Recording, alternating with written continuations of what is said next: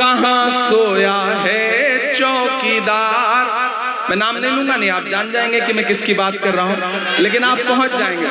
कहाँ सोया है चौकीदार, कहाँ सोया है चौकीदार।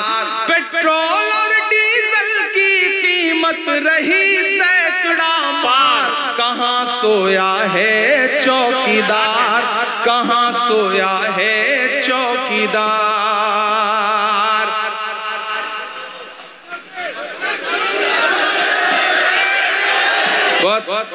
11 मैच लगातार जीते,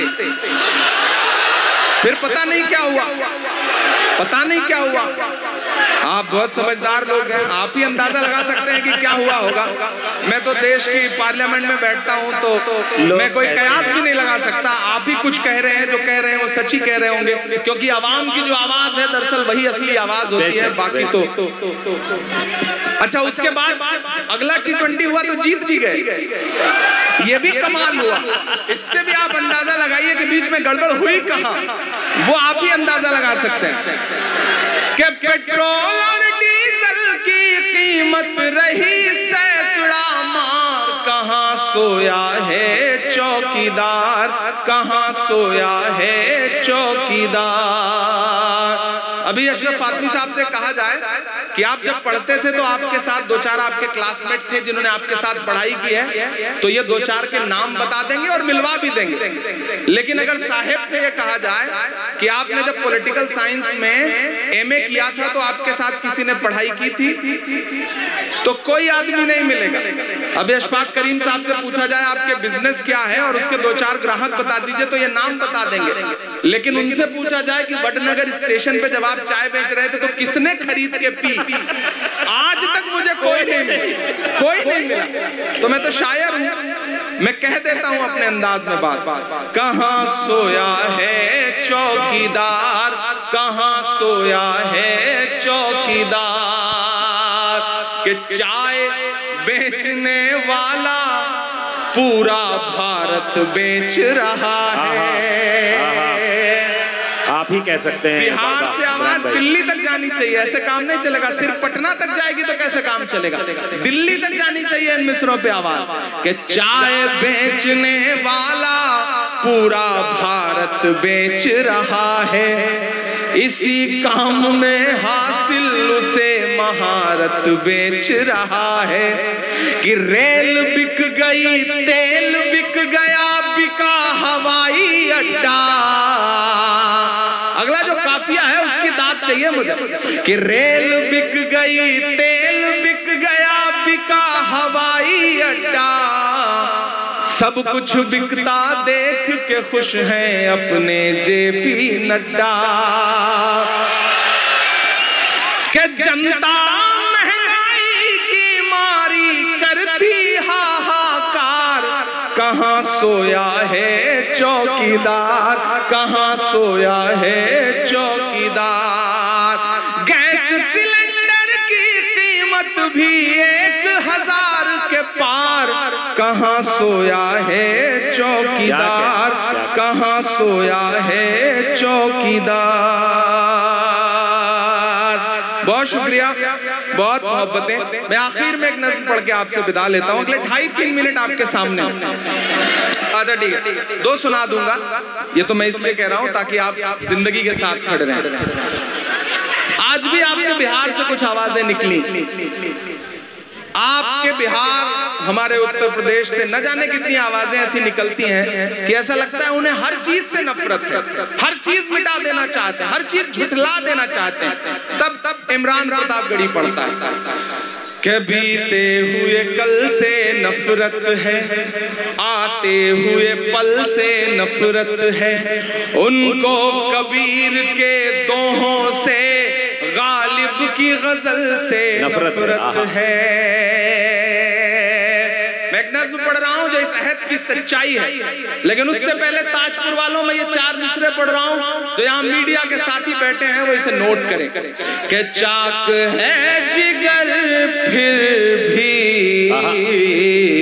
आए हैं रफू करके, जाएंगे हकीकत से तुमको रूबरू करके, प्यार की बड़ी इससे और मिसाल क्या होगी। हम नमाज पढ़ते हैं गंगा में वजू करके, जिंदाबाद। इमरान भाई क्या कहने, हम नमाज पढ़ते हैं गंगा में वजू करके। तब मैं ऐसे तमाम नफरती चिंटुओं के नाम एक नज़्म पढ़ रहा हूँ कि बीते हुए कल से नफरत है, आते हुए पल से नफरत है, उनको कबीर के दोहों से, गालिब की गजल से नफरत है। थके तो नहीं है कि बीते हुए कल से नफरत है, आते हुए पल से नफरत है, उनको कबीर के दोहों से, गालिब की गजल से नफरत है। वो एक इमारत जिस पर दुनिया भर की मोहब्बत नाज करे, वो एक इमारत जिस पर दुनिया भर की मोहब्बत नाज करे। मेरे देश में कुछ बेशर्मों को उस ताजमहल से नफरत है। मेरे देश में कुछ बेशर्मों को उस ताजमहल से नफरत है।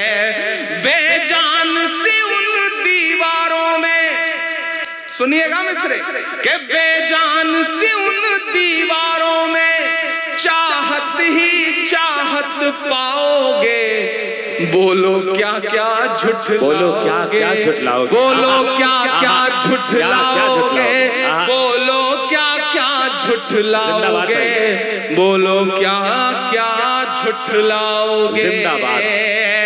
कि तलवार उठाई हाथों में तो हम टीपू सुल्तान हुए।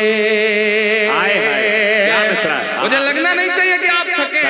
मैं एक एक नाम गिनाता जाऊंगा और बिहार उन नामों पर मुहर लगाता जाएगा। मैं पढ़ता हूँ कि तलवार उठाई हाथों में तो हम टीपू सुल्तान हुए, शहनाई छूली होठों से तो हम बिस्मिल्लाह खान हुए।